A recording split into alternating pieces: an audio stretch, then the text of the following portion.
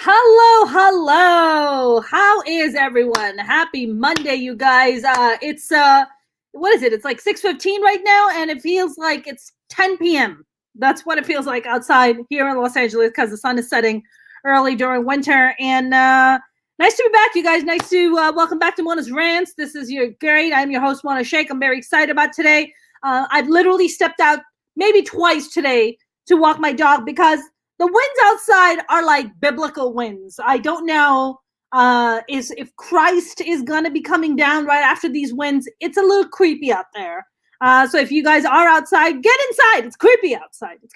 All right, well, let's get to it. Well, I have my wonderful and amazing returning guest that we love, the one and only Johnny Wendell. How are you? Hey, I'm good. How was your weekend, Johnny Wendell? It was pretty good. Yeah. No complaints. That's yeah. good. And you're right. I mean, its palm fronds are whipping around in the wind. The windows are rattling. Yeah. It's I'm an atheist. I really don't believe any of that stuff, Got it. But it does say something kind of interesting, Mona, if you bear with me for a moment. Yeah. On this day, in America, Joe Biden is now the president-elect legally. Officially. Okay, it's not speculated. Yeah. 50 states certified their votes. He's the right. president-elect. He'll be the president on January 20th. That's right. Barring, bad health. That's it. They can't do anything else to get rid of him. Okay, so he's the president. Kamala Harris, the vice president. Okay. That's today. The Electoral College voted. Okay.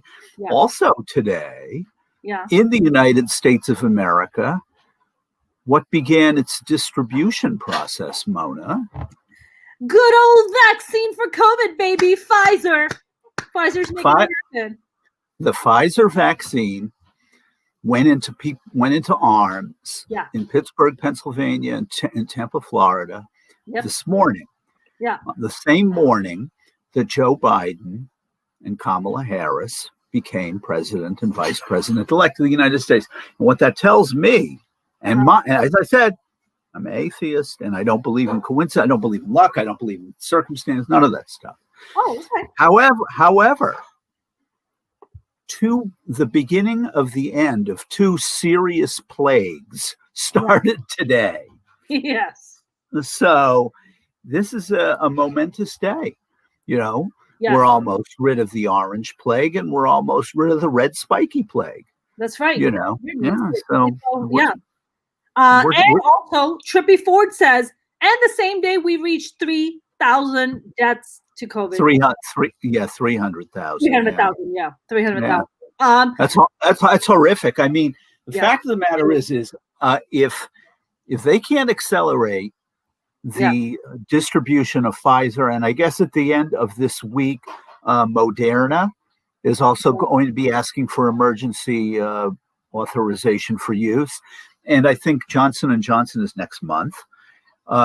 If there isn't rapid distribution, for one thing, and two, people just wake up already, then the United States will easily cross 500,000 casualties from COVID.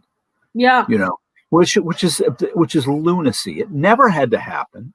You have nations in the rest of the world. You have Taiwan, you have South Korea, you have Japan, New Zealand, Australia, where this thing barely made a dent. That's right. Because they took it seriously immediately. That's right. That's right. And they believe in science because their citizens believe in science. Their leaders believe in science. They did the right thing. Right up top, they didn't want to wait. I mean, I read an article somewhere that it said that America is no longer where we have cities that are hotspots. Like the country as a whole is a hotspot. The only places in America, oddly enough, where cases are starting to drop is the ones where the COVID ravaged those areas so badly already that it doesn't have as much damage to do as it does other places. Like in the Dakotas and Minnesota, it's starting to drop now because the infection rates are so high already. Yes. That the only place they can go is down.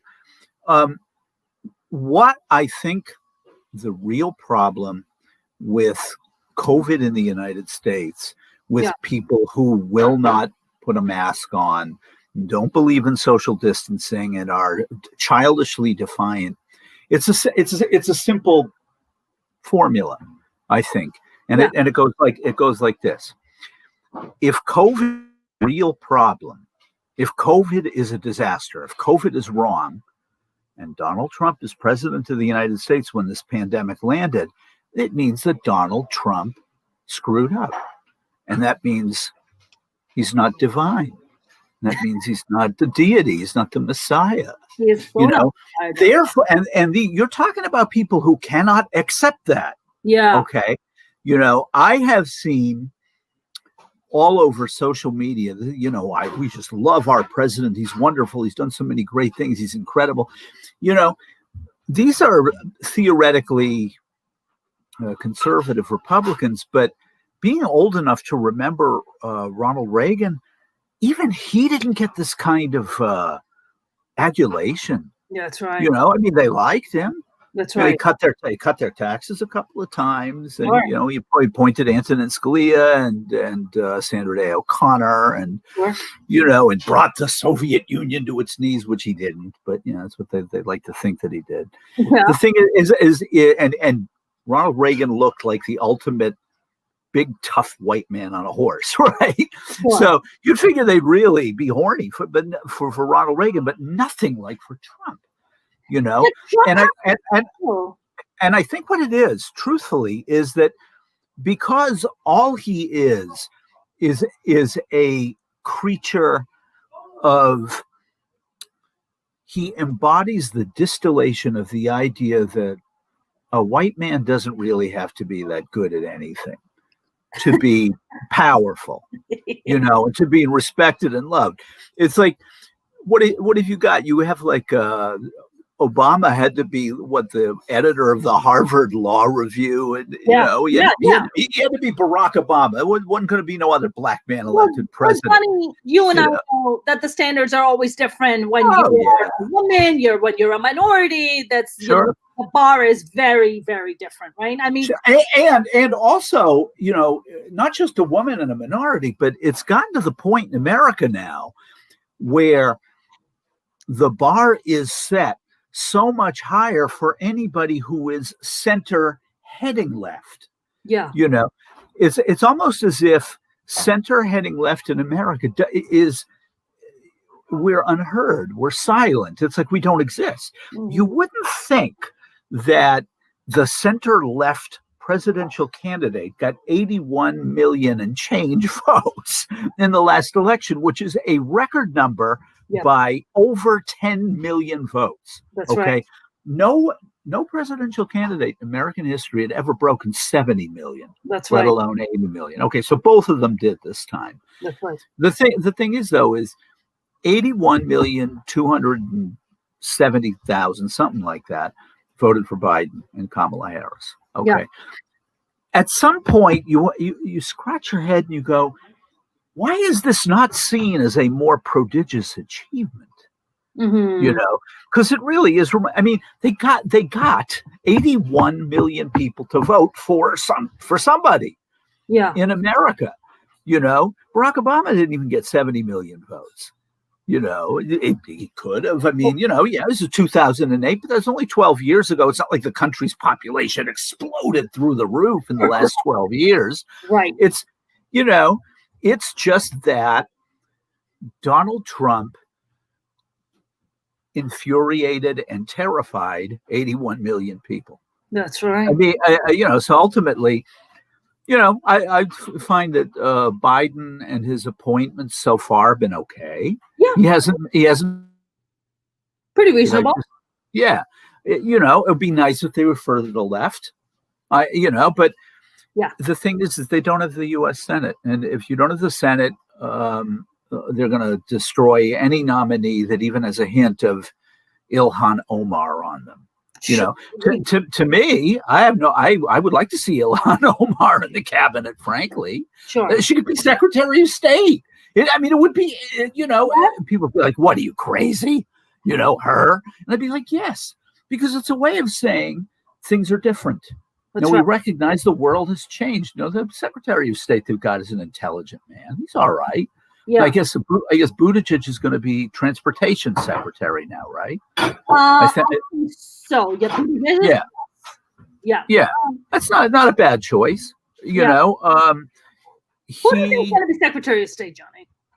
The Secretary of State is, what's his name? Blinken, or he's been picked already. He was in the Obama administration. He's all right. He's an intelligent guy, and he's like plays folk rock, and I've heard some of his songs. He's not bad. He's a good musician. Songs, that's hilarious. Yeah. Blinken, Anthony Blinken. Anthony Blinken, and the head of DHS is good. They brought in Javier Becerra for Health and Human Services. Becerra, it appears, successfully sued one of the largest hospital chains in the United States and got a good sized settlement out of them, Sutter, up in Northern California. Yeah. So, I admit, look, I would like to see the Attorney General, whoever they are, as a ball buster, because I think that it is critical that they go after Trump and his family. And I mean, not just to, for purposes of vendetta or for, a circle jerk for all of us on the left, Sure. but the idea that you can't get away with right. just because you're a rich white man. Precisely. And Johnny, today, I don't know if you heard the news, but the two really big things came out. One about Barr resigning, and two, Twitter has officially come out and said that the moment Trump steps outside the White House, they are going to flag and probably, basically take his account away from him for multiple. What will he do? So they get rid of him on Twitter, right? Well, they'll put him on Parler. Which is supposed to be parlay, but the right-wing morons don't understand that it's a French word, so they pronounce it parlor. Yeah, and I was like, parlay. I was like, sounds like parlay. It's parlay, to speak. Parlay. I speak French. Parlay. Okay. It's like that. No, it's parlor. And you see stuff like that, and it reminds me of the really, really funny story about why was the band Led Zeppelin named Led Zeppelin LED Zeppelin? Because if it had been LEAD Zeppelin, they figured Americans will call us Lead Zeppelin. So let's make it LED. Yes, it's grammatically incorrect, but at least it'll be pronounced right. Because Americans are that. Because Americans are nitwits. And mind you, this crap that you hear about, we really need to improve the education in this country. Led Zeppelin started in 1968, 52 years ago. It's like we were morons back then, too. Johnny, I must confess, as someone who came from another country at the age of 15, and when I went to high school here, I was shocked and appalled at the quality of education in high school here, because stuff we were being taught in 11th grade and 12th grade in high school in America, we had done that work in 8th and 9th grade in Pakistan. That's how ahead we were. So sure. I was like literally sitting through classes, passing all my tests where I didn't even have to take final exams because I didn't have to. I was so advanced. And my teachers would be like, I need you to sit through the class so the other students don't feel insecure. So I would just sit there, drawing something in the middle while people are taking final exams around me. Because that's how bad our education level system is. Well, yeah. And also, you are an intelligent person. That does help. No, I mean, take it from someone who never did any homework, and still managed to do okay in school. Oh, that's what makes America great. I do love that part of America, that you don't necessarily need to have a master's or a bachelor's to be considered at a certain position. You can be smart, you can be critical thing, you can be a really good entrepreneur and go out there and make it happen. And I think that's, to me, one of the most beautiful things about America. Well, Okay, so back to the subject at hand: is that Biden is the president-elect. Twitter's banning Trump too, so that's really great news. Twitter ban, if they do, you know. No, they said they already announced it. They said he's already violated so many regulations of ours. They've already said it. I mean, when YouTube and Twitter banned and shadow banned Alex Jones, it really cut into his brand. It hurt him. Yeah, you know. Sure. They may find that this hurts him too.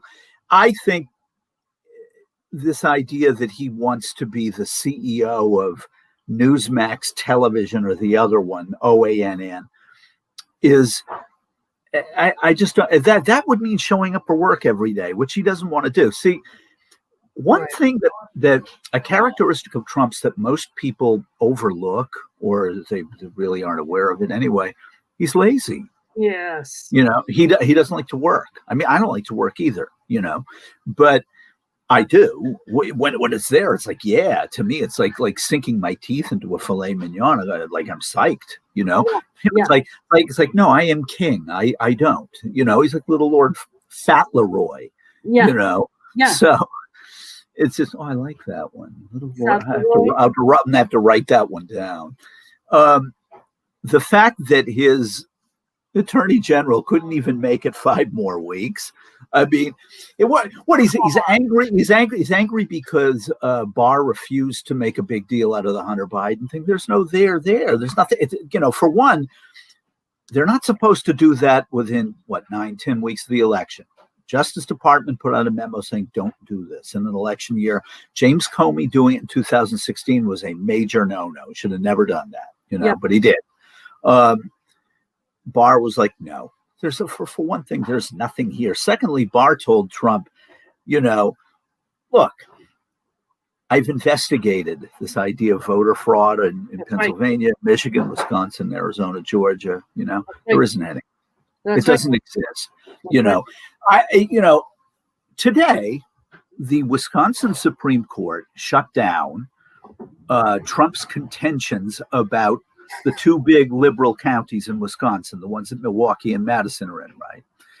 And I think Biden's chief attorney, Mark Elias, said Trump is now 1 for 60 in these cases. Right once, or got a positive ruling once, and negative ones 59 times. Wow. You know, and I'm thinking, you know, me being me, you know, if you're a minor league baseball player and the Dodgers call you up to play shortstop, right? Yeah. And you play 15 games at shortstop and you bat 60 times because you tend to bat 4 times in a game, right? And you're 1 for 60. Okay. I don't even know what that is batting average wise, like 0.25. It's like, I have news for you. You're headed back to AAA. And you're not going to be in the majors for another year and a half at least. It's like, you can't hit. You stink. You know, like, you know, or even worse, say you're a shortstop that bats 1 for 60 and you have 9 errors in 15 games. It's like, forget it. You're not a big league baseball player. You know, go do something. Do extra work. Johnny, you know? I'm decent at math, but I know really nothing much about baseball, so I'm just going to shake my head and agree with you. Because you might as well be speaking Swahili to me, and I would just shake my head and be like, "You're absolutely right, Johnny."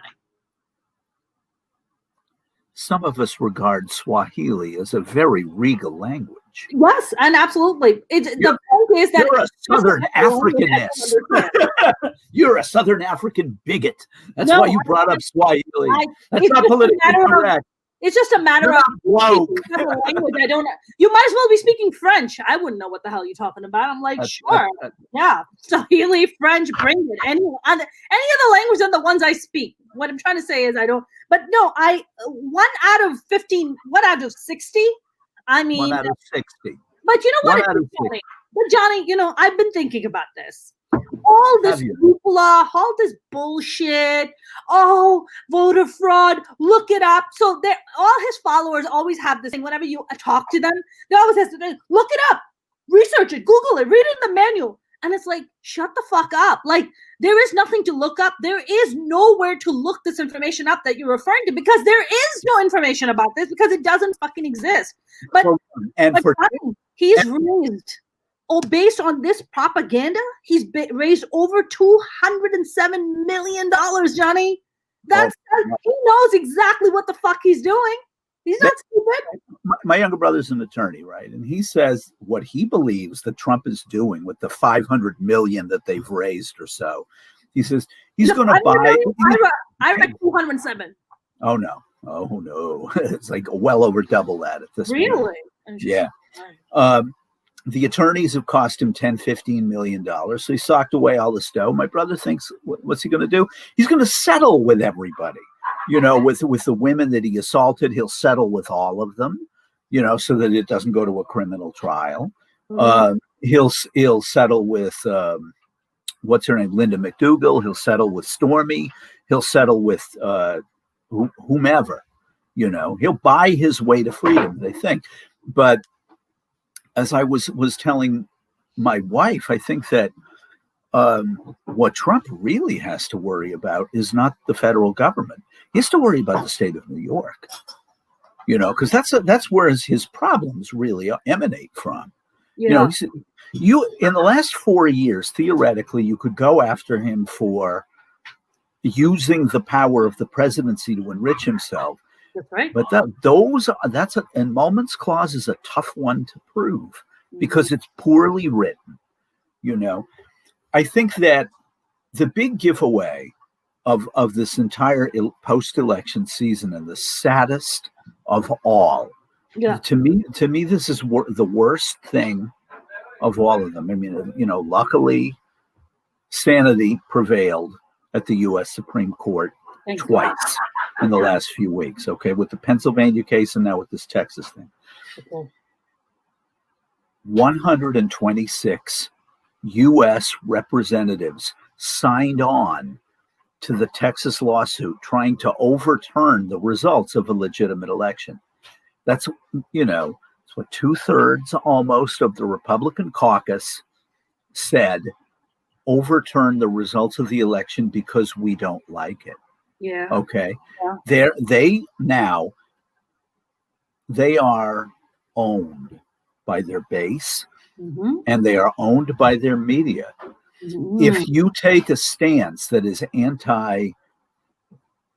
Trump's only got 5 more weeks in power, that is anti the party line that's propagated on OANN and Newsmax and Fox and Breitbart and the others, you're done. You're done, because there are enough people in your district that marinate in that hateful stew. That's right. And that's where they get all their information. We can destroy you, so you will toe the line. Yeah. Yeah.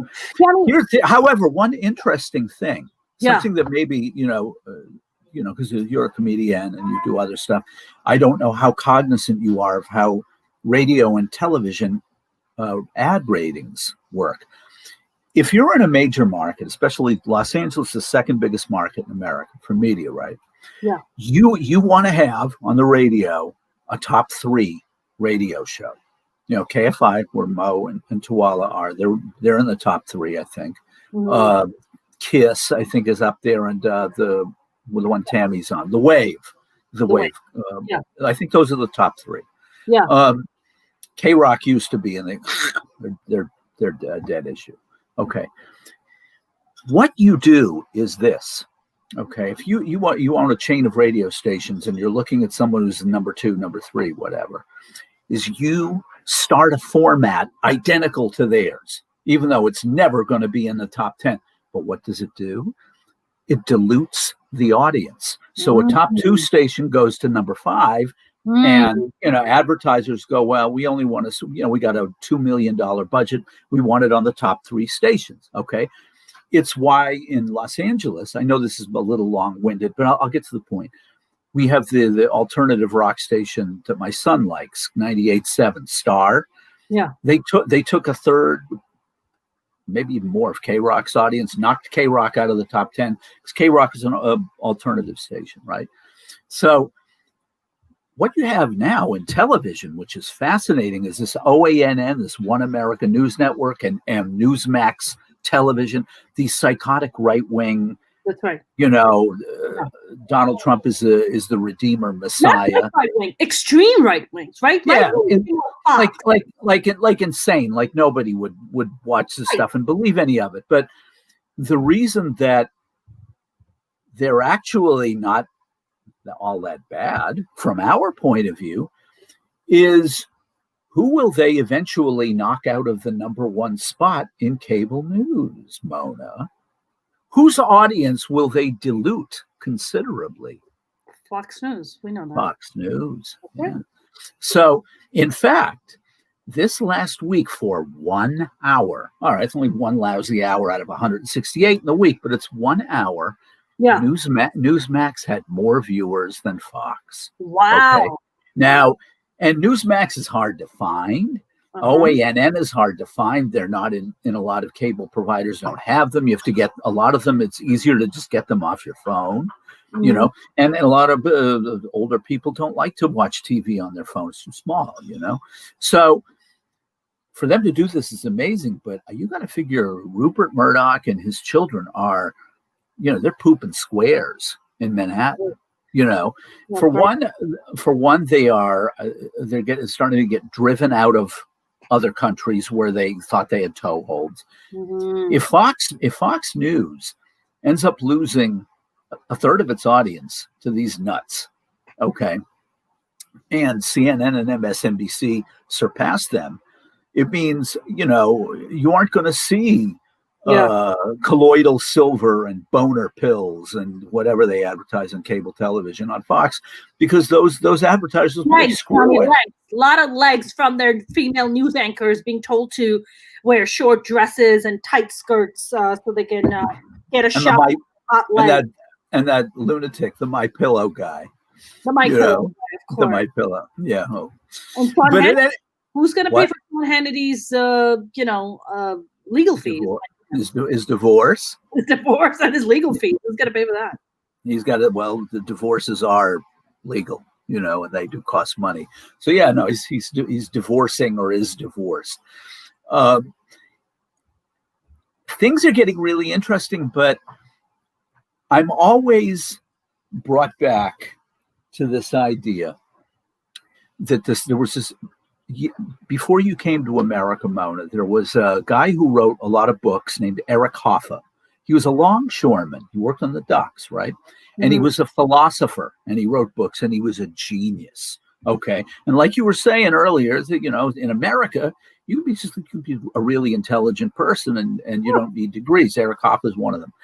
And Eric had this one equation, which completely and totally explains the American right in one phrase.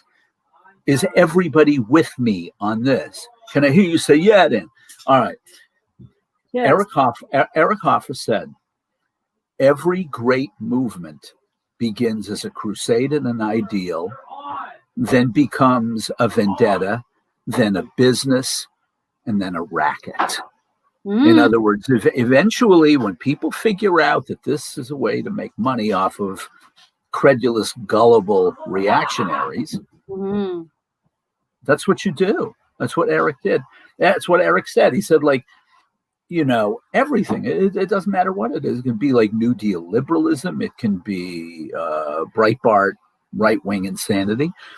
If you figure, for example, if you and I figured out some way that this particular podcast, if we came up with a hook of some kind, there are 400,000 people in America, we'd monetize it, right? But here, what's interesting is we wouldn't be satisfied with the 400,000. We'd then want 4 million because that's 10 times as much money, right? Yeah. So what we would do is we would become more extreme. And we would try to draw more attention to ourselves. And see, that's what's happened with right-wing media is that they're super serving the same people over and over and over again, because it's been proven that these people will pay for this stuff. And I think this is something that Biden and the Democrats are going to have to come to grips with, which is that these people can't be reached. Mm. Okay, there's nothing you can do about them. Mm. They're hopeless. Okay, Funny, but that's a lot of the people. I mean, that's a lot of people. I mean, you're talking upwards of what, 70 million people, close to 70 million people. Trump got 74 million people to vote for him. That's a lot of people, Johnny. Yes, it's a lot of people, but most of them really are. Most of them really, they would vote for a sack of radishes stamped GOP. Okay, they would. You know, these are people who my tribe is the Republican Party. I am a Republican. I have a Republican identity. I act like a Republican. I dress like one. Sure. You know, whatever being a Republican entails, they embody it. Sure. You know, I'm not going to go into, you know, I'm a Republican because I've got a pot belly and a tiny penis or any of that stuff. Anyway, it's too obvious, Johnny. It's too obvious. Yeah, that one is being hauled out of the glue factory as we speak. But no, of the 74 million, the absolute crazies that he got out of the woodwork would be about 7-8 million of my figure. Because look, because 74 million votes, right? He is the incumbent president of the United States. He has an advantage over Biden because of that. Okay, yeah. He's the incumbent. He's been president for 4 years. The country's still here, sort of. Okay, so people are like, well, and the country's in a terrible crisis. Because it is not a man-made crisis, you know, because it's, you know, either a catastrophe or, you know, major war or something, people tend to cut the incumbent a break, right? So he's hard to beat. Thirdly, Biden is not a particularly inspiring person. He's a nice old guy. Sure. He's easygoing and pleasant. Yes. You know. Yeah. So all of these things would conspire for Trump to do better than you would think. Now, people like you and I, we live in Los Angeles. We're surrounded by people that hate Donald Trump, and you know, so we're comfortable expressing our dismay. Not all the time. I don't know. It's true. I come across plenty of people living in Los Angeles who are big Trump supporters. Sure.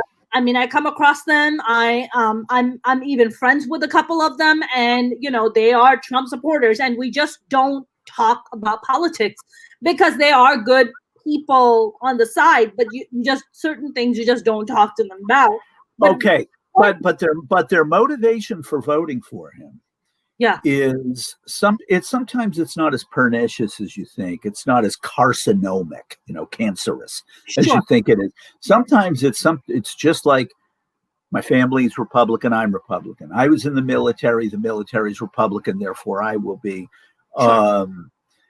I don't know. I mean, you know, it's weird. My father was a diehard Republican. Me and my two brothers, none of us are. Yeah. So, you know, it didn't run in our family. It ended with him. Yeah. I think that people like the idea of the Republicans being for certain things and against certain things that resonate with them emotionally. They're for self-reliance, supposedly, and low taxes and the smaller government. You know, and you point out to them, you know, if you actually know anything about politics, you point out, well, you know, in reality, the government always gets bigger when a Republican is president. Deficits always go up and debt explodes. It's like, there's nothing conservative about these people. It's like, come on. No, what you really like about Republican Party is that they're the party of white folks. Because ultimately, there are two kinds of people love Republicans. One, white people. Two, people who ain't white wish they were. Johnny, I have to confess, Johnny, I cannot tell you that there is a pretty significant number, a big number of immigrants of Middle Eastern and South Asian and Asian descent that align their values with the Republican Party's values. And they are very much Trump supporters. I mean, look, I cannot tell you how many Persians I've come across who are massive Trump supporters. They're like, we love Trump. We love his classy wife. Classy, more like assy. We love his classy wife. it's fascinating, Johnny. It really is fascinating. But I don't know if you saw this past weekend, there was a hardcore Trump supporting rally, and where they were talking about demolishing the GOP. I mean, this is now, Oh yeah, like, this is now metamorphosized into a fucking cult that wants to even demolish the GOP. They're like, not conservative enough. Okay, we want the Trump party. Even the people you're talking about aren't conservative. Yeah, I saw that. It was in Georgia.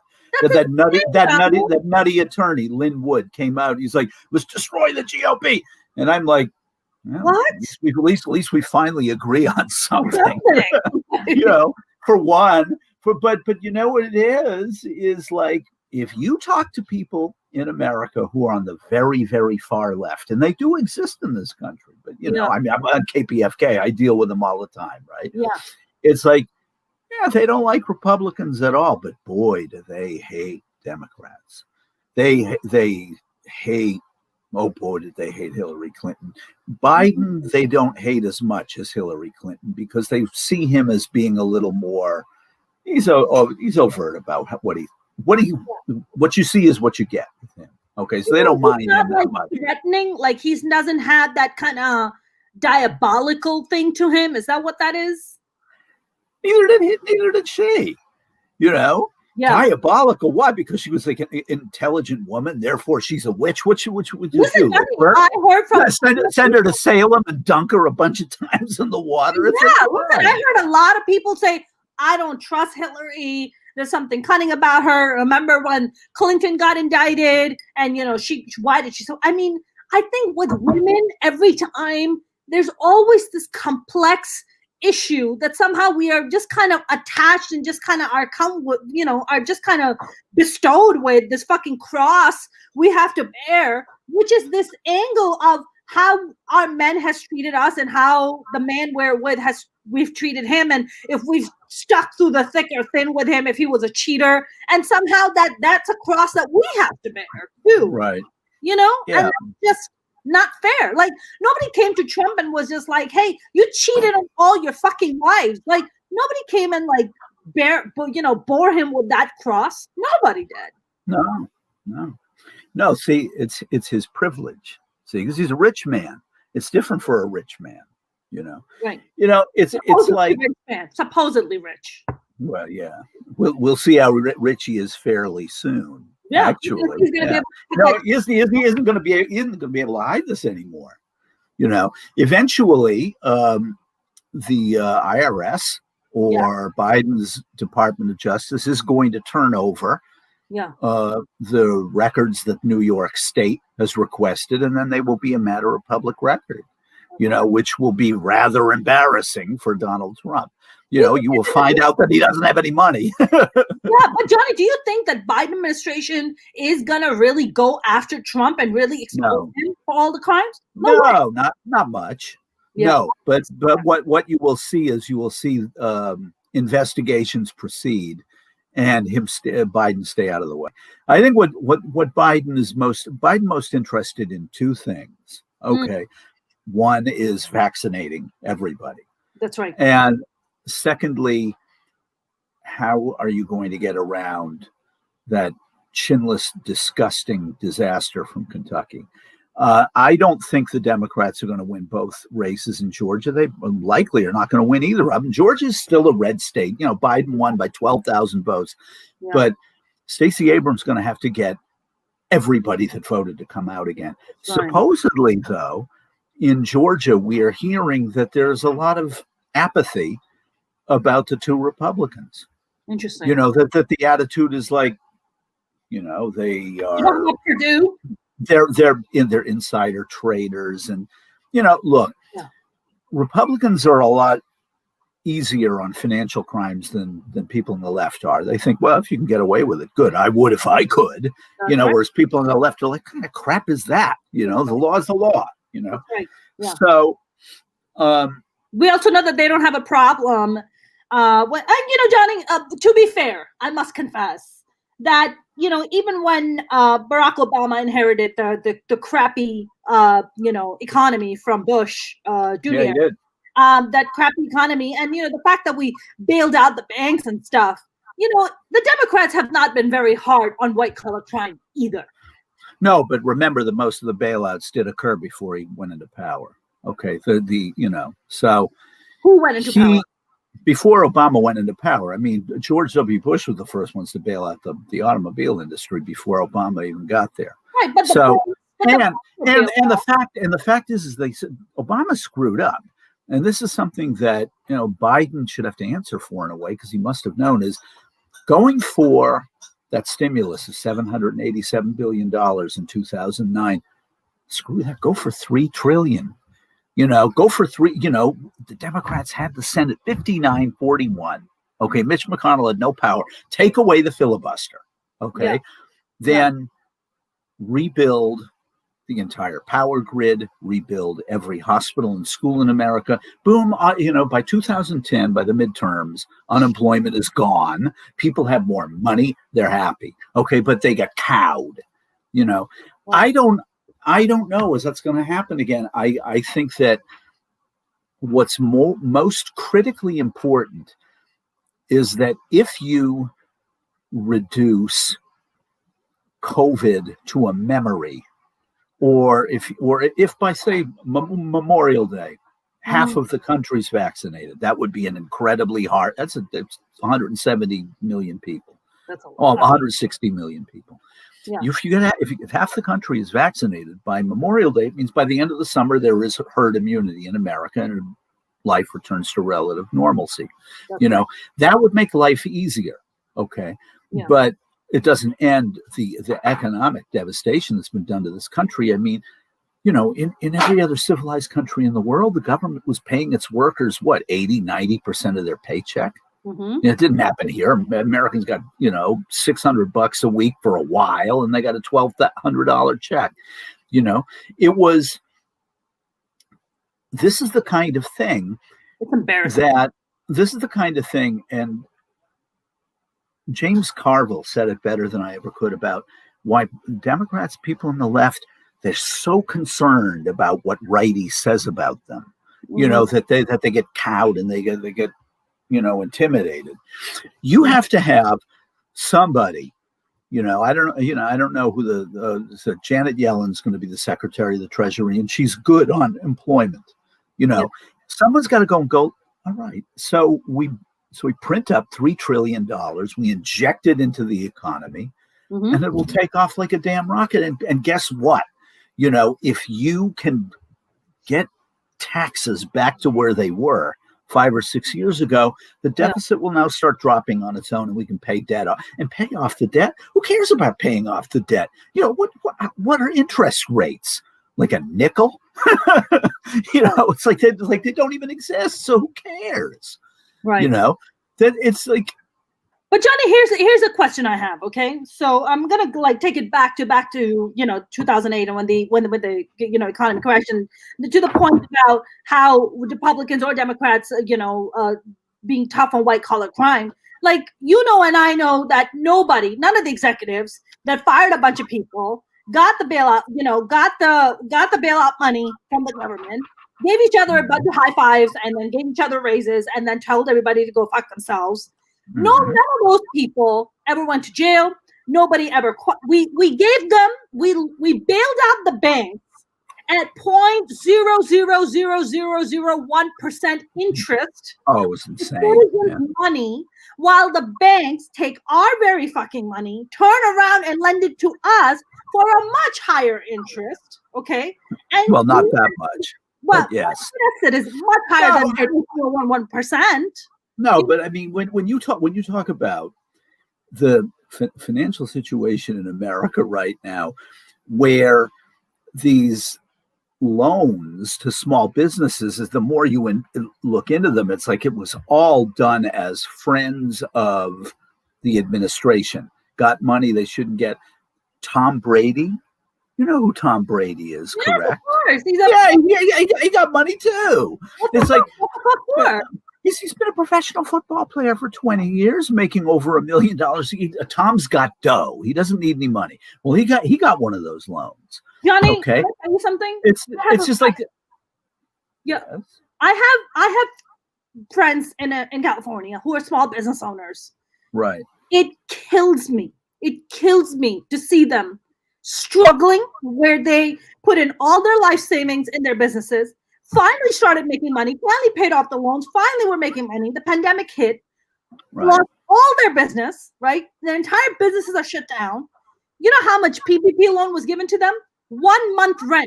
That's it. That's all they got. Then you look at these douchebags like fucking Harvard and fucking Tom Brady and these assholes, and they're getting millions of dollars from the government for PPP loans, and you're just Harvard University gets bailed out by the government. Okay, so Harvard goes to the government. They said, because we can't have on campus, we're losing all this money, and all of our employees and staff in Eastern Massachusetts are losing all their dough. Okay, so we need money from the government. If I'm the federal government, I go, this is Harvard University in Cambridge, Massachusetts, right? And they'd be like, yes. And they go, your endowment is how much money exactly? Well, come on. Give me the number. Oh, I know what it is. It's $42 billion. Okay. When I was a kid, it was $30 billion. Okay. It keeps going.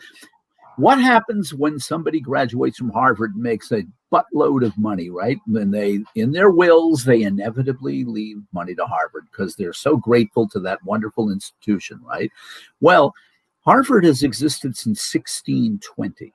Okay, so now you're talking 400 years of this nice little con they've got going. By the way, I got a question for you. This $42 billion endowment that Harvard University has, Mona, how much they pay in taxes on that? Yeah, probably next to nothing, Johnny. Zero. Yeah, of course. It's not a profitable institution. Oh, is it a nonprofit? It's a university. Yes. Johnny, and it gets better than that. It gets better than that. Okay. As I'm from Massachusetts, I'm from Eastern Massachusetts, right? I've lived in Cambridge, I've mostly lived across the river, but I live in Cambridge. Anyway, at this point, the city of Boston is getting massacred because Harvard and other universities have bought up so much of their real estate that their tax base has shrunk to nothing. Okay. And Boston is one of the wealthiest cities in America. Yeah. It's more expensive to live there than it is to live in LA. Okay. So, but the city is struggling because they can't collect it, because these entities don't pay taxes. I mean, to me, it's like, if you have an endowment of $42 billion, okay, it's invested in something, it's generating revenue. Whatever that revenue generated is, you got to pay taxes on it. If you have taken 75 to 80 buildings that were rental units for working class, lower middle class people in Allston or Brighton, Massachusetts, where I used to live, or in Somerville, Massachusetts, where my wife used to live. I'm trying to get a reaction out of her, but she's shaking her head like, I'm not going to react. Forget it. She knows at this point. Leave the woman alone, Johnny. No, she's in the middle of doing something, but I tortured her enough today as is. I made up I had this guitar riff, right? And I gave it to my son as a goof song called K-pop is cringy. That's what with a K. K-pop cringy. Okay. K-pop is cringy, right? So we were talking about, what's the name of that big K-pop act? BTS. BTS, yeah. BTS, yeah. And I saw a video. They're very big too. Blackpink. Yeah, Blackpink. And I've heard their tunes. They're all right. It's like poppy, very dangerous. I'm an old dude, man. I listen to this stuff, and what do I think of it as I listen to it? And I'm like, it sounds like ABBA to me, Oh, that's what gave us the term Taxachusetts. No, Trippy. What gave us the term Taxachusetts is that. Wow. Taxachusetts, by the way, does not come from Massachusetts, Trippy. It comes from New Hampshire. Okay. Oh. See, what would happen is in New Hampshire has no taxes, although they have astronomical property taxes now, right? But they don't have a state income tax. So In New Hampshire, what they do is they come over the border for all the free stuff in Massachusetts and then go back to New Hampshire while Massachusetts taxpayers were subsidizing this. And to add insult to injury, they'd be like, well, we don't live in Massachusetts. It's like, yeah, well, you're here when you need us for something. So Trippy, that's where it comes from. That doesn't come from Massachusetts. We're massholes. Okay. To Johnny, this is Val. Do you know Val? Oh, Valentino. Okay. Valentino. Well, you know this, Val. You're from Malden. I mean, why am I telling you stuff you already know? Johnny, come up with some clever thing. Oh, let me finish. Let me finish with the K-pop thing, right? Yeah, I give him this riff, and he's like, he liked the riff, but he said, I'm not going to sing no damn song about K-pop being crap, even though he doesn't like it, right? So I'm playing it, and this riff sounded like a snail walking down the road very slowly. So I started singing, I'm a snail, and over and over and over again. And it drove my wife out of her mind. She goes, I kind of like that song 6 hours ago, but now I kind of hate it. And so she lies down to take a nap, and so she sits up with her eyes wide open. She goes, oh, I hate that song, because it's just like, stop ruining things for your wife. What's that? I said, stop ruining things for your wife, please. No, she's she'll be over in a day or so. she's had worse than this, know. Oh yeah, what's that? Which one is it? I have COVID. Oh yeah, no, and then she has to worry about the Roro being a nurse. Right. She's a nurse. That's right. Is it okay if I say so on this podcast? Oh yeah, she's getting the jab on Saturday. Oh good, yeah. I was just gonna ask that. Good for her. Good for her. Yeah. So John, isn't that true that the vaccine you have to get 2 shots 21 days apart? First you get the shot 21 days and then get the second shot. Yeah, either 21 or 28 days. Yeah. Yeah, 21 or 28 days. What about you? You're kind of like further down the list to get vaccinated? Oh yeah. For one, I'm not yet 65. Okay. 2, my pre-existing condition is apparently not that serious. Okay. Good. And what good am I? Who cares if I live or die? Oh my God, Johnny, please don't say that. I care if I live or die. No, well, thank you, Mona. And also, we're pretty glad that Mona did not have the Rona. Oh my God. Oh, Johnny, I was scared. Let me tell you, I was pretty. I don't know. I think you had it. Actually, I think you had it. And you beat it. You think? I don't think. Yeah, you had all the symptoms. Yeah, other than the lack of taste. Other than the lack of taste and that, so I don't know if I had it or not. But if I do the antibody test, I wonder if I have the. You got to wait like 8 weeks or so. Oh, really? Well, the antibody. Yeah. Interesting. Yeah. That's interesting. But on the issue of if I could get my hands on if somebody said, you're really critical to the well-being of Los Angeles, John, we'll jab you. Get the Pfizer vaccine, which is the only one under the emergency use authorization so far. Yeah. Although Moderna is going to ask Thursday or Friday. So there'll be 2 of them. Too. Yeah, Moderna. BioNTech, Moderna. They're going. Yeah. Yeah. And I know, and the third one in line is the Oxford vaccine, right? AstraZeneca. And the fourth one is Johnson & Johnson. Now, we know that the must to avoid, and it isn't even going to make it over to America, is Sinovac, which is the Chinese one, which allegedly is. It doesn't seem to have it doesn't work, or it doesn't seem to do anything one way or the other. Yeah. Okay. But I think that Johnson & Johnson's will be available in the spring. Doesn't have to be refrigerated, and it's 1 shot. Wow. And also they have tremendous infrastructure that these other little companies, Pfizer's a good sized company. Yeah. Moderna is small. AstraZeneca is small. Yeah. Johnson & Johnson's big. Johnson & Johnson's rep was destroyed by lawsuits. They are desperate to be loved again.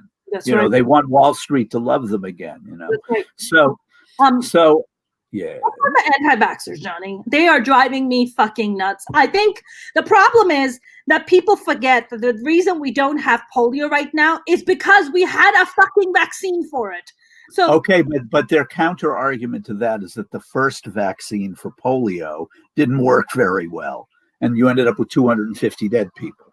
Okay. The second vaccine, the Sabin vaccine, was the good one. The Salk vaccine was not. Okay. But on the other hand, in the 6 years in between those two vaccines in the 1950s for polio, the rates of polio did descend considerably. I think that what you really, really want is massive vaccination. Trump screwed up massively Pfizer went to Trump in the summer and said, we can sell you 100 million doses. Yep. And no. Because he couldn't figure out a way how do I profit from this? So he Jared couldn't make any money off of it, so it just didn't happen. See, right. I think that with a lot of Americans are going to start finding in the spring is that no matter how much noise right-wing media makes, the general sense and the general feeling in America is the Biden administration's not corrupt. That they're going to make lots of mistakes. They're going to do things a lot of people don't like, and on the left too. Yeah. But that they will not be profiteering. Right.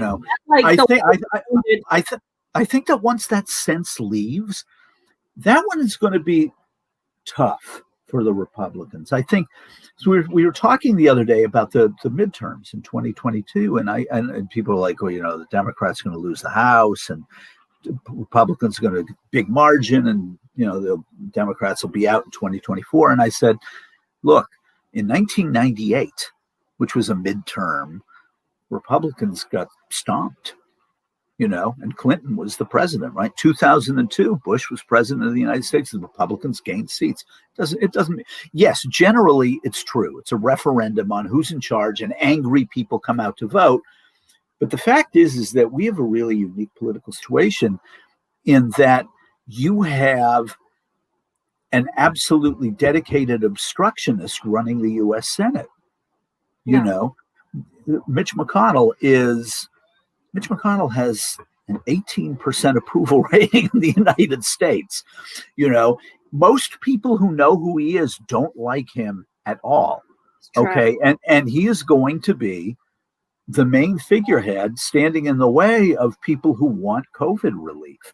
In fact, were I a Democratic Party strategist in Georgia, this is what I would do. I'd say send out texts every single day to every cell phone of every person we signed up and we beat Donald Trump with, especially in Atlanta, in the 5-6 counties in Atlanta, Cobb and Fulton and Gwinnett and the others, DeKalb. Bomb them every single day. You're not getting any COVID money if this guy is a Senate Majority Leader. Vote for Ossoff and Warnock. Right. You think Kelly Loeffler cares about you? You think David Insider Trading Purdue cares about you? No.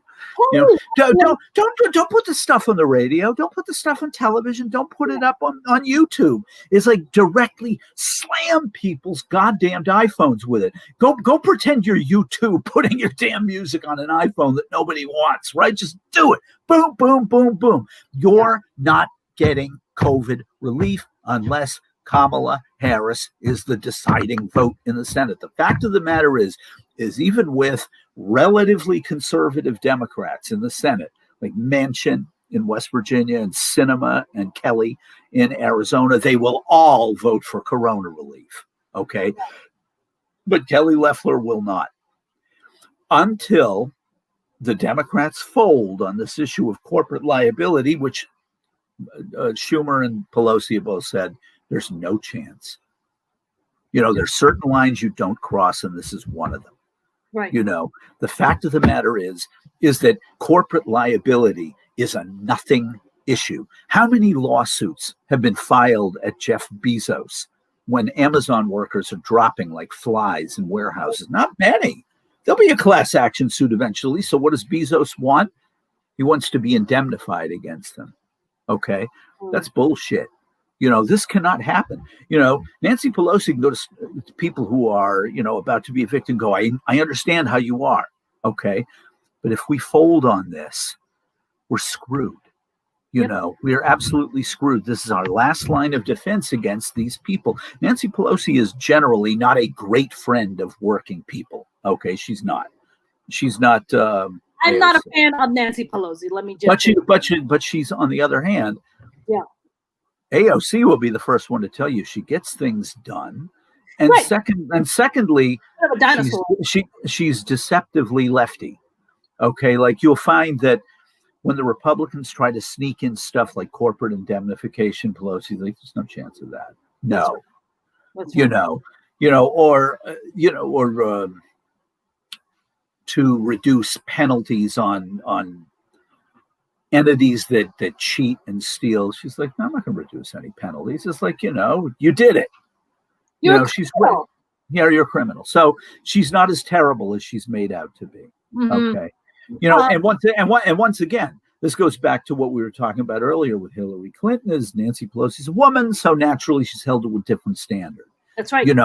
And worse than anything else, is a 79-year-old woman. Therefore, she's unattractive on top of everything else. So it's like, frankly, I look at it like this. Nancy Pelosi comes out and says, look, give us a fitty Senate. We can pass a $2 trillion, $3 trillion COVID relief thing. It'll keep us good until summer. By then, 120 million people are vaccinated. A lot of small businesses will reopen. A lot of protocols will change in the blue states. The country will start to function somewhat. Something that nobody talks about that I think Biden and his Secretary of Commerce and the Secretary of Treasury have got to start thinking about is, in order to get large employers to come back to the United States from Asia, we're going to have to do something. Okay, because you can't trade war these entities out of existence. You're going to make them a deal of some kind. It's like, bring this tire factory back to Yuma, Arizona, say, which is an impoverished city in Arizona. And if it employs 800, 1,000 people, you don't have to ship your tires across the Pacific Ocean anymore. You're here in Arizona. That is something that they should start thinking about is, why don't we can't undercut them on the cheap labor thing, but we can undercut them on all kinds of other stuff. Mm-hmm. We have better infrastructure here. You don't have to ship anything. It's fast. Yeah. Yeah. As you and I know from living in Los Angeles, you drive through Koreatown, for example, and you see storefront after storefront of businesses from Asia, and you're like, it's great that their corporate entities are here. Their plants should be here too. That's right. And also, let's get real here. The issue of how expensive labor is becoming a non-starter, because what are most new factories in Asia? They're automated. They don't have any labor. They have quality control and they have a warehouse. Okay. But the stuff is not made by people anymore. Why not bring those businesses back to America? Cut them a deal of some kind. Just get them to come back. So people who don't want to go to college, don't want to learn a trade, they just want to go to work, they want to do something they don't have to think about too much. Right. That there's a future for them again. Yeah. That would be really difficult for the Republicans to tar Biden or Kamala Harris as being anti-working people, for example. But the reality of the situation is, go back to this 74 million thing. A lot of Americans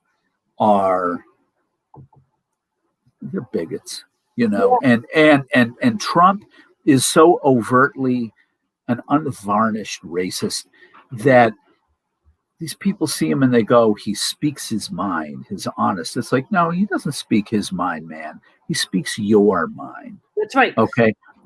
But Johnny, I wanted to actually add this whole thing about the 74 million. The interesting phenomenon that I'm experiencing, and I don't know if you're seeing this on your kind of friend list and stuff, but people around you on your social media, I'm seeing people not just on the right, but even people on the left who are, you would think that liberals are progressive, coming out and being hardcore anti-vaxxers. I mean, I have people on my Facebook who are Democrats who are coming out and saying, fuck that, we are not taking the vaccine. You can't make me.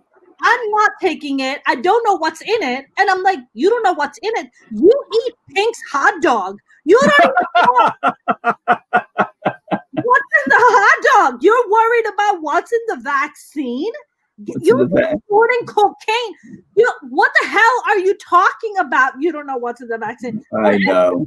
It's probably better than fucking getting COVID. So I'll take it. Take it. Yeah. No, it's like you look at them and you go like, who took MDMA, okay, Right. Ecstasy. It's like you have no idea what that'll do to you, Crack cocaine off of somebody's ass randomly at a bar. You're worried about Get out of here. What the hell are you talking about? But Johnny, you know what it is? This is not even a partisan issue at this point. This is a societal issue where, as a society, as Americans, we somehow undervalue and undercut scientists, intelligence, knowledge and information that is proven. And that is, by the way, on the right and the left side. It's not even no more about just like, oh, these fucking Trump supporters. I mean, I'm seeing people who are Democrats coming out and saying, I'm not taking them. It's just like, so I guess my question to you is, do you think Biden and Kamala are going to come out and make taking vaccine mandatory and you think there's going to be a big uproar against that? You can't do that legally. You can't make it mandatory. So then half the population says, fuck it. 74 million Americans say we're not going to take the vaccination. Then what happens? What are we going to do? 74 million Americans isn't even a quarter of the population. If they don't want to take it, they don't want to take it. Let me take a look. Yeah.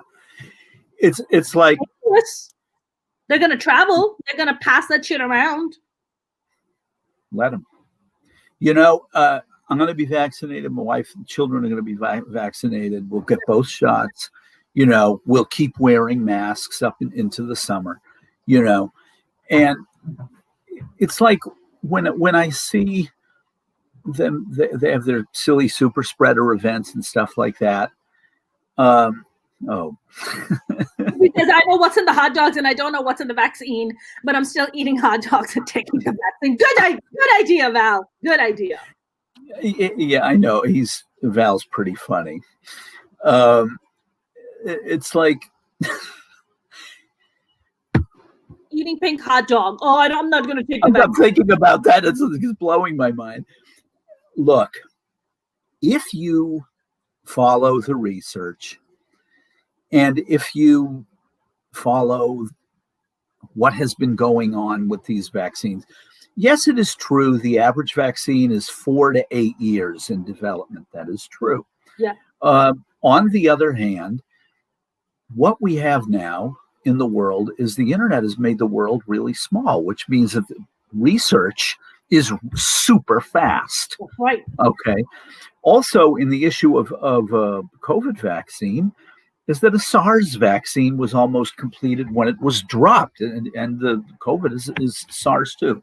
So we weren't really as far away from it as you think. Also, COVID was isolated almost a year ago. Yeah. So I take the vaccine simply because I look at it like this. I am not sure about the vaccine, true, but I am absolutely certain of what COVID is. Exactly. Okay.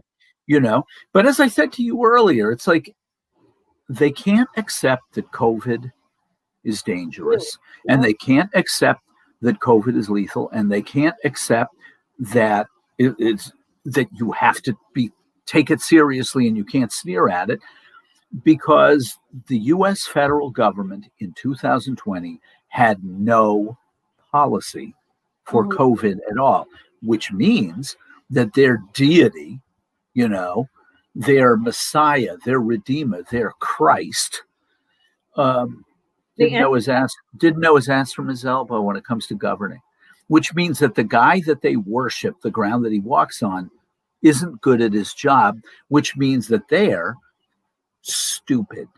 Okay.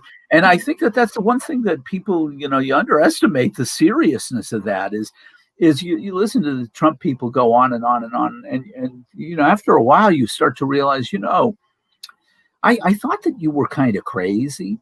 in a way, because, the definition of craziness, doing the same thing over and over again, expecting that things will change and they don't, and you still expect things are going to change, but they don't, because it does the same thing over and over again. Okay, that's craziness, according to Albert Einstein. He was smart.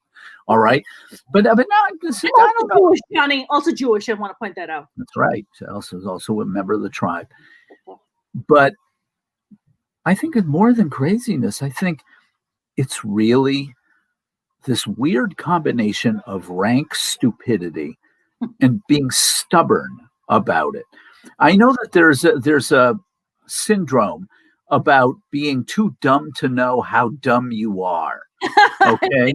There is such a thing, that you're really dumb, but you don't know how dumb you are, and therefore you get yourself into all kinds of trouble. But you know what? It's funny. Also, you never argue with stupid, because the problem with stupid is that they'll invite you to their bullshit, right, and then beat you to it with experience. They have more longer experience being stupid than you do, so they'll beat you any time of the day being stupid. So there's no point in arguing with a dumbass. So I just feel like we have an issue with this whole anti-vaxxer thing. I hope to God people get their senses right. I hope, I don't know if you heard, but the star of Black Panther, the one who played the sister to Chadwick Boseman's character, she came out and she tweeted and she was like, I'm not taking vaccine and this and that. And she got fucking bombarded by people like, shut the fuck up. Do not preach kind of anti-vaccine bullshit. But we have some celebrities that are out there in the hemisphere who are tweeting and putting this kind of nonsense out there. And to me, it's dangerous, Johnny. It just proves the point to the education level of not believing in science, not believing in facts, and just kind of dismissing it as if it's an opinion. It's like, it's not an opinion. Well, okay. The roots of the anti-vax sentiment in the United States comes from parents who have a hard time accepting that they have children on the autism spectrum. Okay. Because the diagnoses for the autism spectrum have doubled, in the last 20 years or so. So that I think 1 out of every 66 male children in America is Asperger's autism spectrum. And parents can't accept that their children are different, and there has to be a reason for it. Right. So they start blaming stuff, and it's the vaccine. It's like we shot this stuff into their arm when they were, 6 months old, and never should have done that. And they listened to some idiotic actress like Jenny McCarthy talk this stuff. And what's really fascinating about it is when you point out to the Jenny McCarthys of the world, Jen, it's interesting that a lot of parents who didn't vaccinate their children in the wake of all this stuff, guess what some of their children turned out to be anyway? Autistic. Yeah. Okay.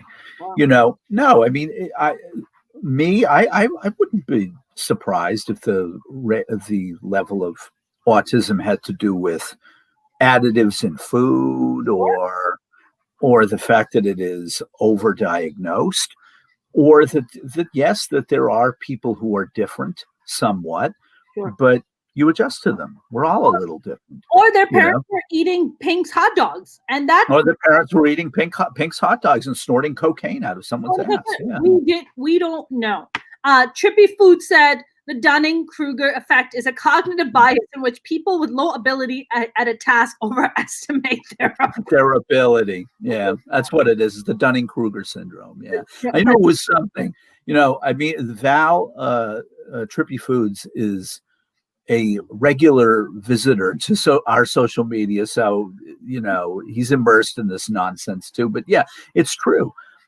One problem with people who are morons is that either they don't know they're morons, or worse, they don't accept that they're morons, even when it's been illustrated to them over and over that they are morons. Yeah. Okay. And also there is a world of difference between people on the left and people on the right. People on the right really love pat, simple answers. People on the left are like, well, it's a little more complicated than that. And as soon as you start talking like that, people on the right shut their brains off. That's right. They don't want stuff that's complicated. All they know is, I see young man in baggy clothes with dark skin. I'm scared. Therefore, he's bad. Okay. It's like, that's right. No, that's not really how reality works. See, Right. it's like your fear of the young black man is irrational. See, Right. because either somebody told you that that's what these people who dress like this and look like this are like, or you just or they are more confident than you are, so they frighten you, or whatever it is. I don't know. Yeah. You know, but this is what you did. This is what you have to deal with, and that's the root of racism. Yes. You know, too, is that like you meet somebody, or you deal with you meet one Spanish-speaking person in your life. I mean, certainly that's not the case in Southern California, but somewhere where it's mostly white folks. Okay. Yeah. And you have one Spanish-speaking person, and they're a horrible human being. Your brain goes to all Spanish-speaking people are horrible human beings because I only know the one, and he's horrible, right? So it's like that's how it works. It's like it's this weird way of everything is always the opposite of something else automatically.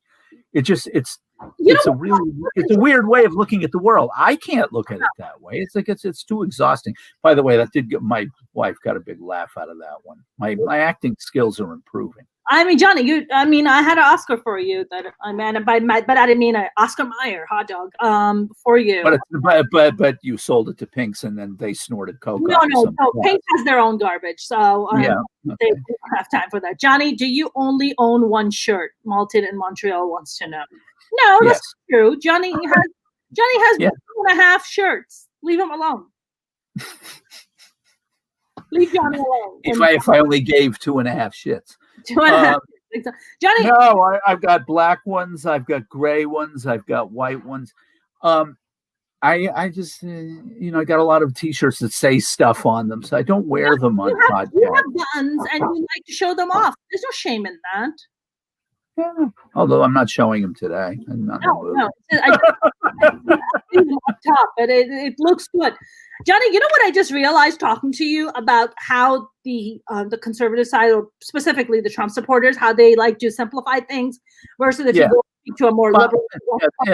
It's called binary thinking, but yes. Binary thinking. So let's say, when you start having more nuanced conversations, which tends to be more on the liberal and the progressive side, that there's, a little bit more nuanced than that.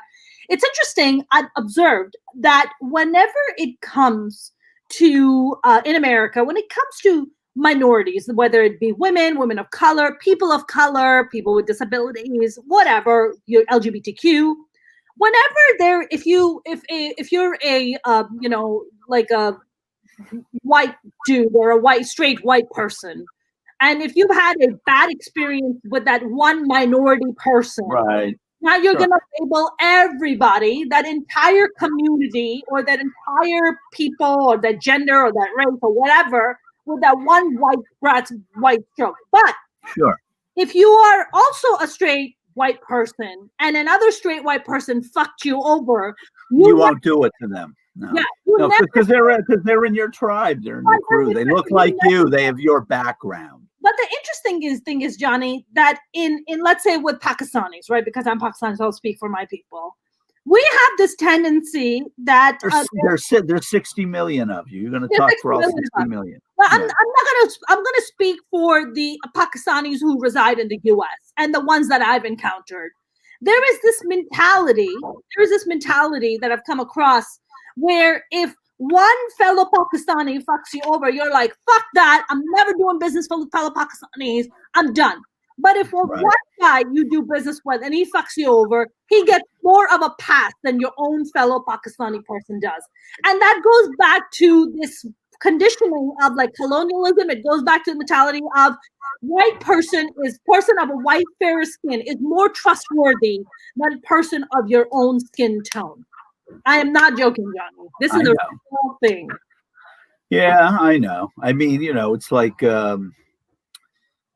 if you really don't know much about a dentist, say, or a doctor or an attorney, and you're looking for one, and you see a Rabinowitz or a Rubenstein or a Stein or whatever, you'd be like, oh, I bet they're good. Yeah. You know, and it's like, what do you mean you bet they? How do you know? It's like, well, they have to be good. Why? Well, don't make me say it. You know, but it's like, that's, you know, people are conditioned. It's like, you think, for example, one of the most popular talk radio hosts in the United States right now is a gentleman by the name of Ben Shapiro. Are you aware of Ben Shapiro, Mona? I can't stand him, Johnny. I can't. Okay. I watch some of his videos every so often. I have a big smile on my face through them because I think to myself, you know, Ben, you don't know this, but you're doing Jewish Americans a world of good. Okay. Because see, we're supposed to be smarter than everybody else, you know, and we're supposed to be more principled because we are the chosen people, and we're supposed to be better with money, and we're supposed to be better educated and more civilized because that's how people perceive Jews. On the other hand, you see a Ben Shapiro or you see a Stephen Miller, also Jewish, and you realize, you know, these stereotypes are they're garbage, you know. And what's really interesting is you were talking about Albert Einstein earlier, Mona, right? Albert Einstein was asked once. They said, they're talking about Israel, and they said, isn't it amazing that the Jews are the only people on earth who've never oppressed anybody? You know, you've been oppressed for 5,000 years. You never oppressed anybody. And Einstein looked at the interviewer and said, just give us some power. We'll do plenty of oppressing. Wow. You know, in other words, we never had any power. Wherever we settled, they kicked us out of there. You know, we've been nomadic pretty much. You know, not just the Sephardic Jews. Everybody's just boom, one diaspora after another all over the world, right? So you're not there long enough to accumulate any power or whatever. But as Einstein pointed out, you know, Jews have a homeland for the last 72 years. Israel does plenty of oppressing. So it's like, you laugh and you go, do you understand? It's like all people are wired the same. Okay. Mona may have a different facial shape than Johnny. Okay. Mona may be of a different level of melanin than me. Okay. Her type of hair is different, you know, because of where she, you know, because of your ethnic cultural background. But the fact is that generally Mona and Johnny like the same stuff. Want to be comfortable, want to be happy, want to be safe, want our brains to be stimulated, want to live our lives elevated above the banal.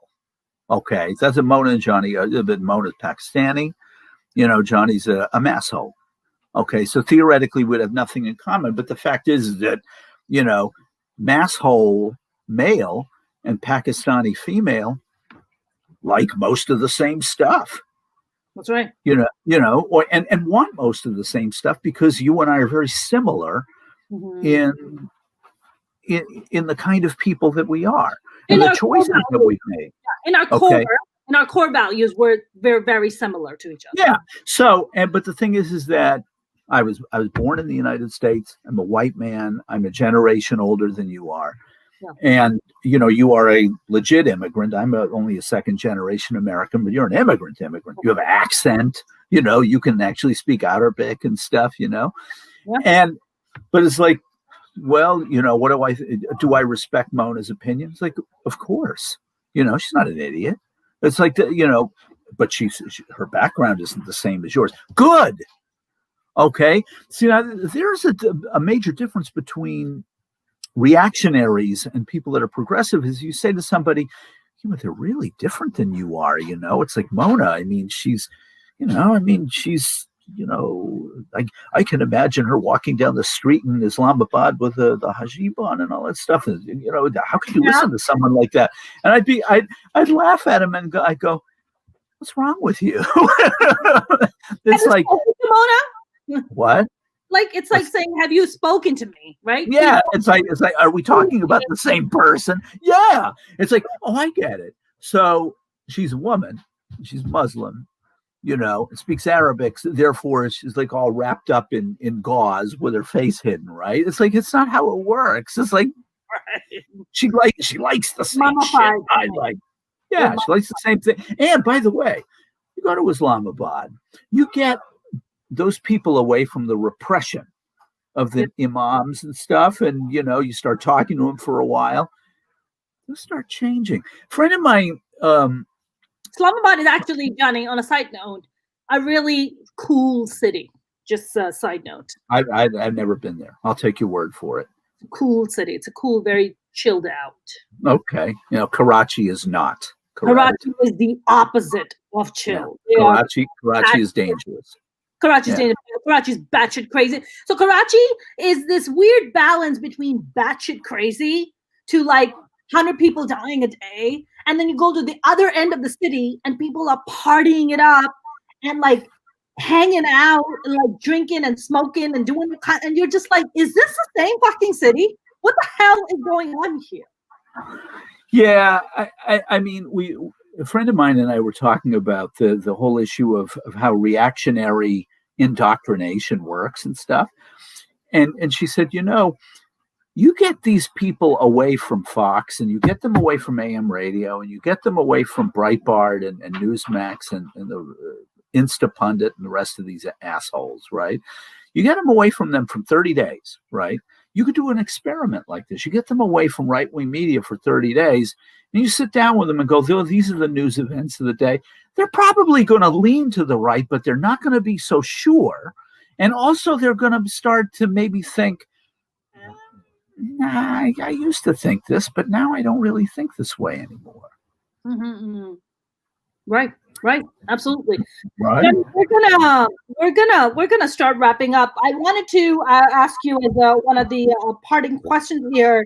What other bullshit you think Trump is gonna pull before he fucks off permanently? He's installing as many people in positions that it's going to be tough to extricate them from. I know that. What positions? Like on boards of Library of Congress and the Smithsonian and stuff like that. It's a little grift that they do at the end of every presidency. Mm-hmm. But he's not, whereas Obama or W. Bush or whomever would actually put people with the best interests of Smithsonian, Kennedy Center, other American institutions. With him, he just rewards people that were loyal to him and that donated money. That's right. He's a criminal, So I think that's mostly what he'll do. I think at this point, there is a very good chance that fairly soon he will just hie off to Mar-a-Lago and you won't see him again. Except on the 20th, where he'll have a giant counter rally. Just think to yourself, what the hell is wrong with these people? Like they can, I think. And Val can back me up on this because I posted this. There's a psychologist who pointed out that these people actually get high off of feeling aggrieved all the time. They get high off of nurturing their resentments and just kind of rolling them over them in their minds and feeling hurt and entitled, like they're putting on a goddamn hair shirt or something. And it's absolutely true. It's like, this is their way. This is their prayer and meditation is kvetching about stuff all the time and pissing and moaning about things. There's a center in the brain that produces happy juice, because they feel like I am rightfully entitled to something.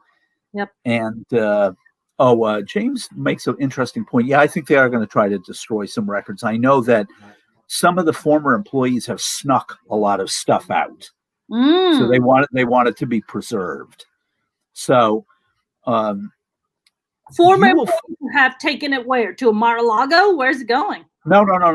They oppose the Trump government. These are people who work for Trump who decided this is a nightmare, and they saved all this stuff. Mm-hmm. So I think that a lot more of what happened is going to come out when he's out of power. Kellyanne Conway, of all people, is going to release a tell-all that is going to be really something.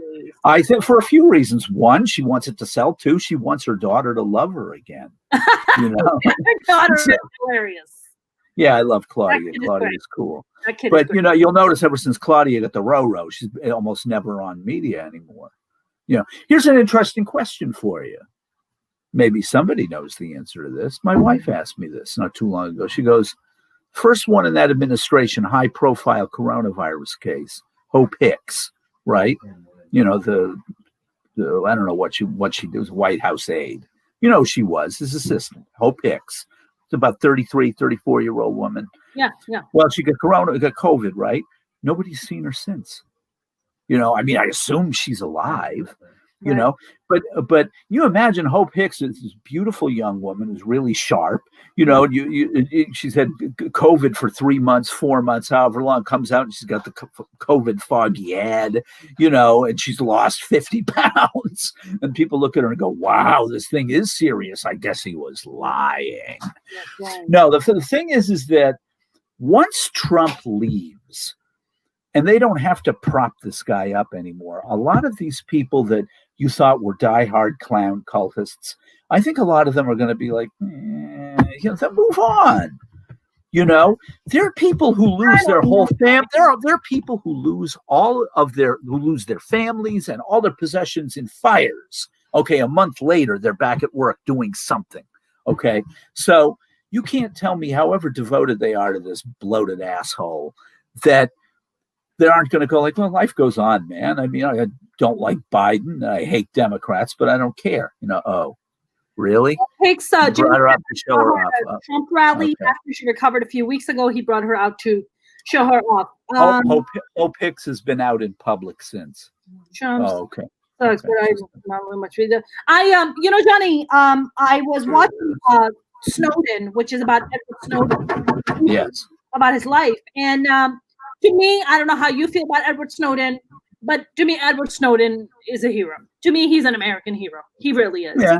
You know, he looked out for us. He risked his entire life for us, for our protection, to be like, your government is spying on you day in and day out. Like, if this is Chelsea Manning too. Yeah. Yeah.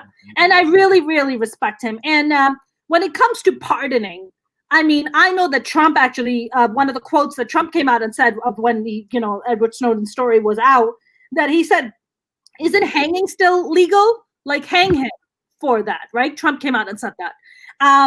Those were Trump's words. I'm watching this and I'm saying to myself, what president is it going to be? Biden at the end of his first term, second term, however many terms he's going to get elected for? Isn't it high time that Edward Snowden gets pardoned? Isn't it fucking high time? Well, Obama pardoned Chelsea Manning, so I can't see why Snowden is not pardoned. Julian Assange is a different story. Assange is different, right? Okay, yeah. But Edward Snowden is like, look, these people are not your friends, okay? And he's been torn to pieces on the right and on the left.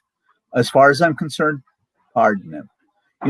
And while we're on the issue, it's like, the West Memphis kids, and it'd be kind of nice, pardon wise. I know Trump can't pardon them because it's a state case, but those 5 kids in the Central Park assaults that he criminalized in a newspaper ad, and they all turned out to be innocent.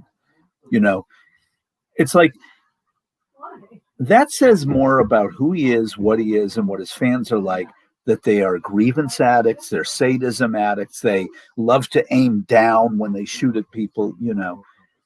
Donald Trump is to the United States as if Hitler had been unsuccessful in Germany.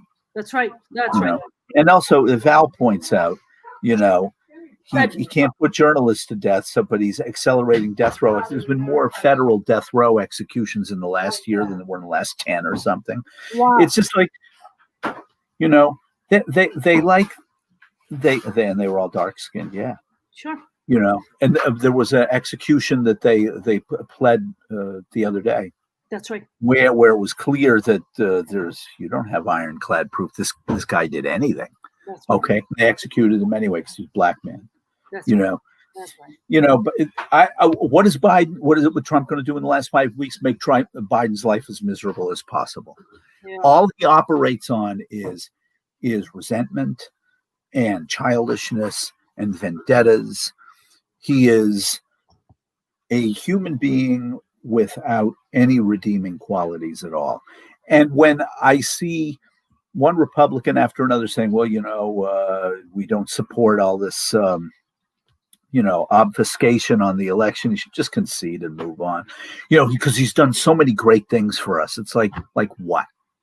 And then they'll give you the litany of his achievements, and you laugh at him and you go, he's got 2 achievements. One is 3 right-wing justices on the Supreme Court. Any Republican president with a Republican Senate would have gotten those. That's no achievement. Cut taxes on rich people. Gee, there's a new one. No Republican's ever done that one before.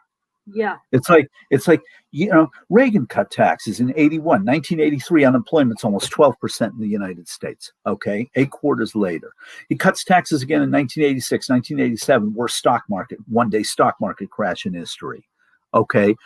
Bush cuts taxes, record deficits. Trump cuts taxes, enormous deficits. Okay.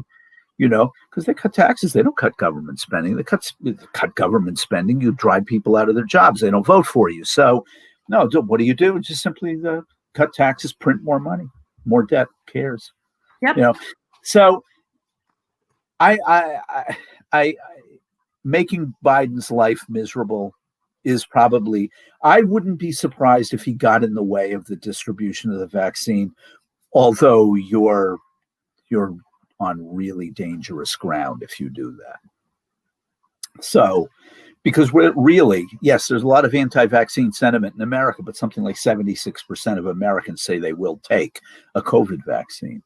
You know, You get 3/4 of the public and you tell them, well, Trump is trying to make it harder for you to get it. You know, even Trump supporters are like, screw him. Yep. You know, I want to go drink in a bar. I want to play pool. I want to go see a band. I want to go to a rave. I want to go to a Dodgers game. You know, it's like people want to live again. Yeah. Yep. And Johnny, let us live again. Are you gonna end on a song? Johnny, I know there's a bunch of there's a bunch of people commenting here on the side. Hold on a second. What? Yeah, we're almost done. Go ahead. No, there's some people who are just commenting about who's worse, Trump or Bush Jr. And in my opinion, Trump by far. I mean, yes, Bush Jr. killed a lot of innocent civilians, and they might be right there with each other, right? They might be right there with each other. But I'm trying to remember if George W. Bush did anything of any merit at all. Not really. Nothing. He was absolutely abysmal. And the thing is that the best thing that you can say about George W. Bush is that he was sort of intelligent enough to know that I shouldn't be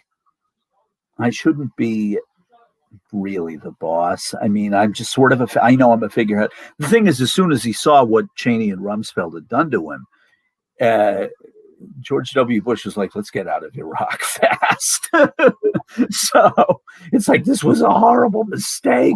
Like, why did I listen to you people? You know, you screwed me. Do you remember weapons of mass destruction? Oh, Iraq is so dangerous. We got them over the fucking country in less than a week. Like, I was laughing at that. You know, I started in talk radio right around the beginning of of the Iraq War thing, and I was the only anti-war anybody on talk radio, right? And they tell me, you know, you're totally wrong. You don't understand how dangerous these people are. And I'd be like, you're an idiot. I'd go, I didn't go to West Point. I didn't go to Annapolis. I didn't go to the Air Force Academy in Colorado. But I can tell you what I do know about military strategy. The United States has 250,000 people massed on the Kuwait-Iraq border. They're in a mass. If Iraq had weapons of mass destruction, one of them lands in the middle of that group of people, that's the end of a quarter of the United States military. No, they don't have weapons of mass destruction, and we know it. Yep. Okay. So please, you just spare me. You think that there's going to be, and I went on KFI, a conservative talk radio station here in Los Angeles, and I said, I'll tell you exactly what's going to happen. I go like, we'll crush these people in 3 weeks. We'll roll over them like they aren't even there. Pound them from the air. We'll pound them via artillery. They have no air defense. They have no Navy. They have no Air Force. We'll just destroy them. However, what they will do is they will recede into the woodwork, and then they will come out and they'll kill Americans 2, 3, 4, 5 at a time until we leave. And I said this, Mehmet, I said that on the radio verbatim, right? Wasn't listening. Okay. It's been 30 years. She's heard enough. That is the most wifey response ever, Johnny. I wasn't listening. No, but I mean, she knows, that I was saying this. I just said, look, it's like we understand that warfare has changed. We lost in Vietnam. Okay. How do you lose a war to people they're attacking you with sharp sticks, right? The Viet Cong and the North Vietnamese beat us, okay? The North Vietnamese Air Force was nothing. Their Navy was nothing. But what would they do? They'd march down the Ho Chi Minh Trail through Cambodia and Laos into Vietnam with supplies in tunnels for hundreds of miles when it was 110 degrees out. And any intelligent human being would go, they have a will to win, and we don't. Let's get out of here. And that's what I said on KFI. I said, this goes Vietnam all over again. It's like they have home field advantage. You have these American GIs going to be going down the streets of these cities in Iraq. They don't know which neighborhoods are dangerous or not. They don't know what's around those corners. We may have the best technology in the world, but you know what? They have millions of guns that we sold them in the 80s, and they've still got them. Okay. And I said, we'll last 3 or 4 years tops. I said, then they'll drive us. There'll be too many casualties. The American public gets sick of this. People in the military are going to come home from Baghdad the way the Red Army came back from Afghanistan. They're going to tell people, we can't beat these people. Yep. We don't have any strategy to beat them. It's like, what do you do? You can't. This isn't like Napoleon overrunning whole nations in Europe. It's not 1810. Okay. These everybody's got weapons now, and they've got cell phones and they can make bombs out of nothing. And they look at it like this. My life isn't worth anything if I've been conquered. I had a life. I owned a store. My children went to school. I was all excited about all kinds of things. I didn't like Saddam Hussein. He was a dictator. But on the other, he was our dictator. Okay, which is another reason why these assholes love Donald Trump. He's their dictator. That's right. Okay, he's not, and why they admire somebody like Putin so much, or they admire Modi so much, or Orban so much, or Bibi Netanyahu so much. They're strong. Bolsonaro, Duarte. Duterte in the Philippines. Listen, in Erdogan in Turkey, you know what they're doing now, Johnny? Turkey, that it sits at the border of, like Asia and Europe, supposed to be the most modern Islamic nation, mind you, is now having a leader forcing their women that they have to wear the hijab. This is where we're at. I thought Erdogan was secular. I get secular, not in the slightest. Not now. He's not. No. Not in the but the fact that telling people you can't drink. He's telling non-Muslims you can't drink in public. Get the fuck out of here! What? They'll be laughing at him. They'll go, "Oh, I was going to go to this country on a vacation. Doesn't sound like a lot of fun." No. Yeah. Or even worse than that is like there are two things that happen to people like that. One, you have mass exoduses of refugees and your country's population empties out. All of a sudden, nothing works anymore because nobody lives there. Okay. Second thing, eventually the military gets tired of you, because the military is made up of ordinary people mostly.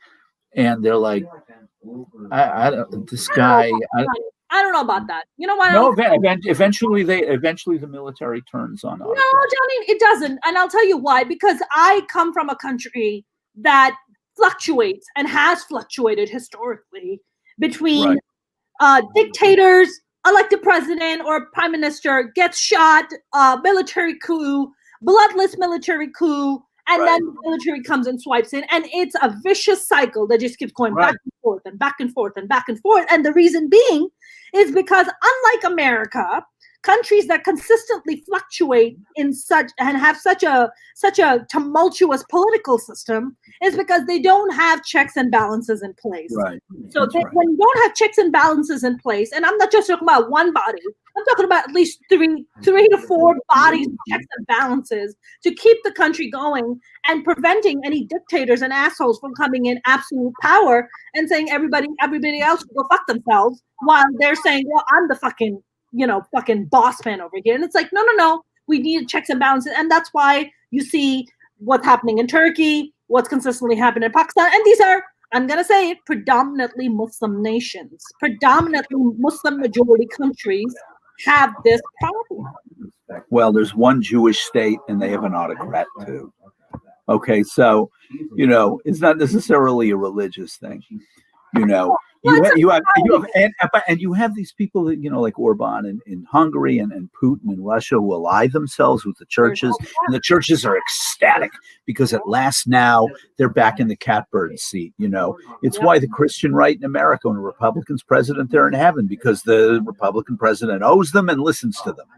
Okay, but what was really funny is under Trump, it's like the evangelicals owed him, and Trump knew it. And so it was just like, I'll pay lip service to these idiots. Sure. It's like, they'll deliver me their votes. They're not going to vote for Biden. Certainly they're not going to vote for Bernie Sanders or anybody else. I got him. I don't have to be nice to these people. Where else are they going to go? Okay, it's 8:00. We got to get going. Johnny, always a pleasure. Where can people follow you? This was a really fun conversation. Where can people follow you? Johnny A. Wendell at Twitter. Johnny A. Wendell at Twitter. Awesome. Johnny Wendell, I love and adore you. Thank you very much for yet another great chat. Good to see you again, Mona. Nice to see you. Thanks, Mona and Johnny. Yet another great chat. Love you both. Love you too, Johnny. See you later. Bye-bye. Bye. Take care, Johnny. That was the lovely and amazing Johnny Wendell. Always a fun conversation. Always a great conversation. If you haven't followed me on my YouTube channel, it would mean the world to me if you can follow me on YouTube at Mona Sheikh Comedian. I am very steadily growing my following, and I'm very excited about that. I am at 730 subscribers. Not bad for a girl that started with only 39 subscribers in the beginning of this pandemic. So I'm not so bad, but I would ideally love to hit 1,000 subscribers, and that could only be possible if you guys subscribe or if you even share my channel and tell other friends of yours about my wonderful channel, my wonderful chats, and where you can also catch my comedy shows. You can also catch my stand-up comedy there, my sketches, my appearances on The Young Turks. So you can go on youtube.com/Mona Sheikh Comedian, and you will see all my stuff there. Not to mention all my interviews with all the amazing celebrities like Margaret Cho, Congresswoman Katie Hill, comedian Felipe Esparza, all these amazing comics that you can find under the Minority Reports podcast and digital series playlist. I will see you guys tomorrow with a brand new guest. Always a pleasure. Thank you very much. Trippy said, good show, Mona. Thank you very much. Malted said, you'll get there. Thank you. And James said, share. Thank you, James. Love you. Guys, see you tomorrow. Have a good night. Stay safe out there.